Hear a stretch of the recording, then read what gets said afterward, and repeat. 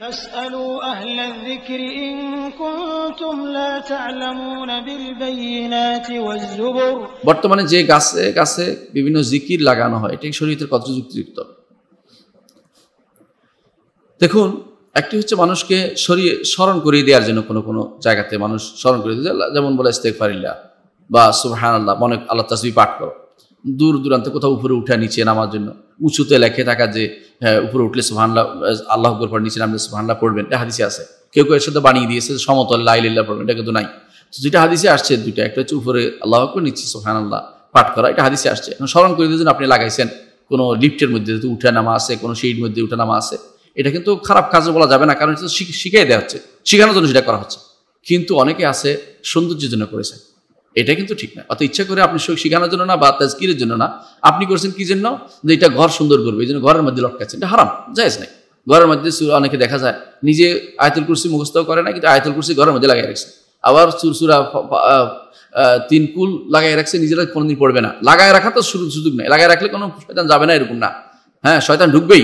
আপনি যদি পড়েন শয়তান আসবে না, আপনি যদি পড়েন সেখানে জাদু কাজ করবে না। কিন্তু আপনি লাগাই রাখবেন কেন? লাগাই রাখছেন সুন্দর, দেখতে সুন্দর এই জন্য। অনেকে মক্কা শরীফে গেছে, সেখান থেকে ফুসলাইয়া কার থেকে কিভাবে কিনছে, কাবার গিলাপ কিনছে, অথবা কেউ কাবার গিলাপ পাইছে, এটা নিয়ে গর্ব করে বিভিন্ন জায়গায় এসে কাবার গিলাপ লটকাই রাখতেছে।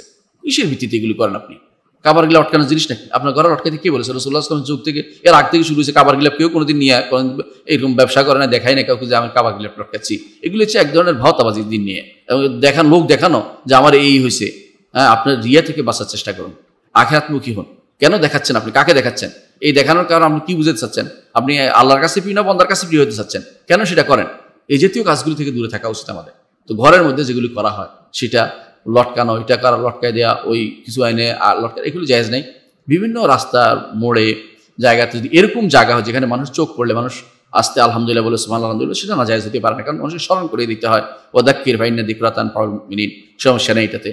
কিন্তু এমন যদি হয় যে এখানে ইচ্ছা করে লাগাচ্ছে গাছের মধ্যে প্রতি পাতায় পাতায় বা প্রতি একটা করে লাগাবো যাতে করে একটা ভিন্ন রকম হয়, এই জাতীয় জিনিস প্রদর্শনীর ব্যবস্থা করা জায়েজ নেই। প্রদর্শনী ব্যবস্থা করা জায়েজ নেই, কারণ এটা এই প্রদর্শনী হচ্ছে খারাপ খাতে ব্যবহৃত হওয়া। এবং অনেক সময় দেখা যায় যেটা দুর্ভাগ্যবশত অনেকে গাছের মধ্যে, গাছটাই মরে যাচ্ছে, এর মধ্যে প্যারেক মেরে আপনি নষ্ট করতেছেন, এটা তো ঠিক নয়। গাছের মধ্যে আপনি প্যারেক মারছেন কেন? এই গাছের মধ্যে প্যারেক নষ্ট হচ্ছে, গাছ ক্ষতি করতে হচ্ছে, সেটা করা যাবে না। আপনি প্রয়োজনে ভিন্ন একটা কাজে ব্যবহার করুন, অথবা আপনি আলাদা একটা জিনিস দেন যেটার মধ্যে লাফে তা দেখলে বোঝা যায় যেটা স্মরণ করে দিচ্ছে সুবহানাল্লাহ আলহামদুলিল্লাহ বলার জন্য।